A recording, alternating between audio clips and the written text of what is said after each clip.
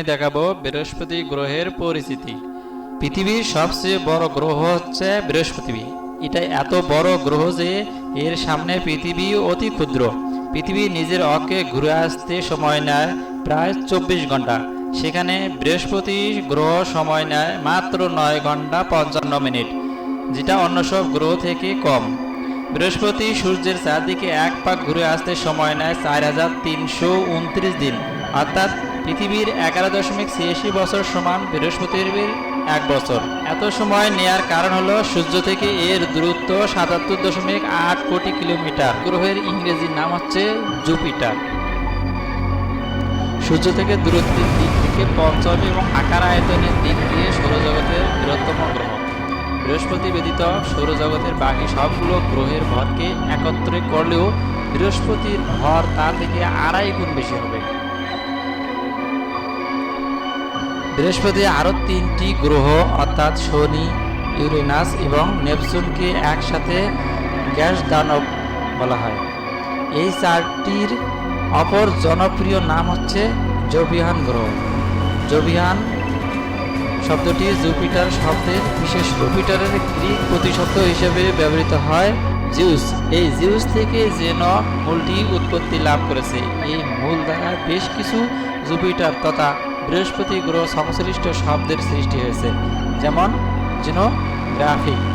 পৃথিবী থেকে দেখলে পৃথিবীর আপাতত মান পাওয়া যায় 2.8। এটি পৃথিবীর আকাশে দৃশ্যমান তৃতীয় উজ্জ্বল জ্যোতিষ্ক। চাঁদ এবং শুক্র গ্রহের উজ্জ্বলতা এর থেকে বেশি। অবশ্য কক্ষপথে কিছু বিন্দু মঙ্গল গ্রহের উজ্জ্বলতা বৃহস্পতির চেয়ে বেশি হয়ে থাকে। সুপ্রাচীন কাল থেকেই গ্রহটি জ্যোতিষবিজ্ঞানী ও জ্যোতিষদের কাছে পরিচিত ছিল। বিভিন্ন সংস্কৃতির প্রচুর পৌরাণিক কাহিনী এবং ধর্মীয় বিশ্বাসও আবির্ভূত হয়েছে বৃহস্পতি গ্রহকে কেন্দ্র করে। রোমানরা গ্রহটির নাম রেখেছিল পৌরাণিক চরিত্র জুপিটারের নামে। জুপিটার রোমান পুরাণের প্রধান দেবতা। এই নামটি প্রাক ইন্দো ইউরোপীয় ভোকেটিভ কাঠামো থেকে এসেছে, যার অর্থ ছিল আকাশের পিতা। বৃহস্পতি গ্রহের প্রাথমিক উপাদান হচ্ছে হাইড্রোজেন এবং সামান্য পরিমাণ হিলিয়াম। এতে অপেক্ষাকৃত ভারী মৌলসমূহ দ্বারা গঠিত একটি কেন্দ্রেও থাকতে পারে। খুব দ্রুত ঘূর্ণনের কারণে এর আকৃতি হয়েছে কমলাকৃতি গোলকের মতো। বিষুবের নিকটে ক্ষুদ্র কিন্তু চোখে পড়ার মতো উল্লেখযোগ্য একটি স্ফীতীয় অংশ রয়েছে। বাইরের বায়ুমণ্ডল বিভিন্ন অক্ষাংশ বিভিন্ন ব্যান্ডে বিভক্ত, যেমন বেশ সহজেই চোখে পড়ে। এ কারণে একটি ব্যান্ডের সাথে অন্য আরেকটি ব্যান্ডের সংযোগস্থলে ঝড়ঝঞ্ঝাপূর্ণ পরিবেশ বিরাজ করে। এ ধরনের পরিবেশের একটি অন্যতম ফলাফল হচ্ছে মহালাল বিন্দু। এটি মূলত একটি অতি শক্তিশালী ঝড়, যা সপ্তদশ শতাব্দী থেকে একটানা বয়ে চলেছে বলে ধারণা করা হয়। গ্রহটিকে ঘিরে একটি দুর্বল গ্রহীয় বলয় এবং শক্তিশালী ম্যাগনেটোস্ফিয়ার রয়েছে।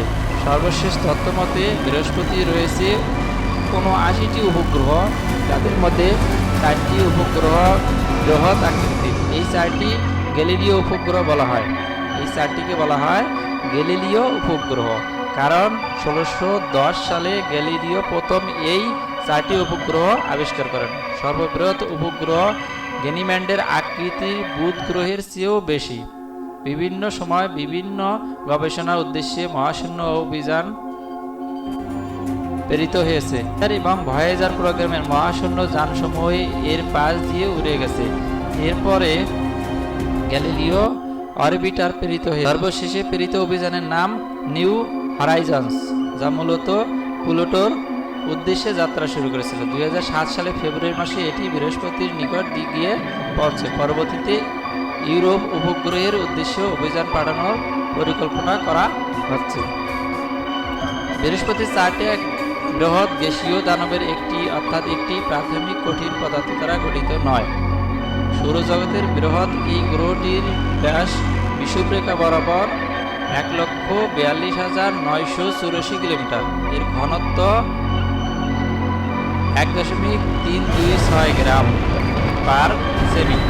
যা গ্যাসীয় দানবগুলোর মধ্যে দ্বিতীয় সর্বোচ্চ। অবশ্য পার্থিব যে কোনো গ্রহ থেকে এর ঘনত্ব কম। গ্যাসীয় দানবগুলোর মধ্যে নেপচুনের ঘনত্ব সবচেয়ে বেশি। সে গাঠনিক উপাদানের মধ্যে রয়েছে পরমাণু সংখ্যার দিক দিয়ে 93% হাইড্রোজেন ও 7% হিলিয়াম, আর গ্যাস অণু সমূহের ভগ্নাংশের দিক দিয়ে 96% হাইড্রোজেন এবং 13% হিলিয়াম। ডানের পরমাণুর ভর যেহেতু হাইড্রোজেন পরমাণু ভরের 4 গুণ, সেহেতু বিভিন্ন পরমাণু ভরের অনুপাত বিবেচনায় আনা হলে শতকরা পরিমাণটি পরিবর্তিত হয়। সেই হিসেবে বৃহস্পতি বায়ুমণ্ডলের গাঠনিক উপাদানের অনুপাতটি দাঁড়ায় 75% হাইড্রোজেন এবং 24% হিলিয়াম এবং বাকি 1% অন্যান্য মৌল। অন্যদিকে অভ্যন্তর ভাগ খানিকটা ঘন। এই অংশে রয়েছে 71% হাইড্রোজেন, 24% হিলিয়াম এবং 5% অন্যান্য মৌল। এছাড়া বায়ুমণ্ডল গঠনকারী অন্যান্য মৌলের মধ্যে রয়েছে বৃহস্পতির 67টি নামকরণ উপগ্রহ রয়েছে। এদের মধ্যে 47টির ব্যাস 10 কিলোমিটারের চেয়েও কম এবং 1975 সালের পর আবিষ্কৃত বৃহস্পতির বড় 4টি উপগ্রহ হল আইও, ইউরোপা, গ্যানিমেড এবং ক্যালিস্টো। এদেরকে গ্যালিলিও উপগ্রহ বলা হয়। এটাকে গ্যালিলিও আবিষ্কার করেছেন বলে গ্যালিলিওর নাম অনুসারে এটিকে গ্যালিলিও উপগ্রহ বলা হয়। বৃহস্পতি উপগ্রহগুলো হল, যেহেতু বৃহস্পতির রয়েছে 79টি উপগ্রহ, যাদের মধ্যে 4টি উপগ্রহ বৃহৎ আকৃতির। বৃহৎ আকৃতির 4টি গ্রহের নাম হচ্ছে আইও, ইউরোপা, গ্যানিমেড এবং ক্যালিস্টো। এই ছিল বৃহস্পতি গ্রহের পরিস্থিতি। এছাড়াও অন্যান্য গ্রহের পরিস্থিতি সম্পর্কে জানতে হলে আমার চ্যানেলটিকে সাবস্ক্রাইব করে আমার সঙ্গে থাকুন।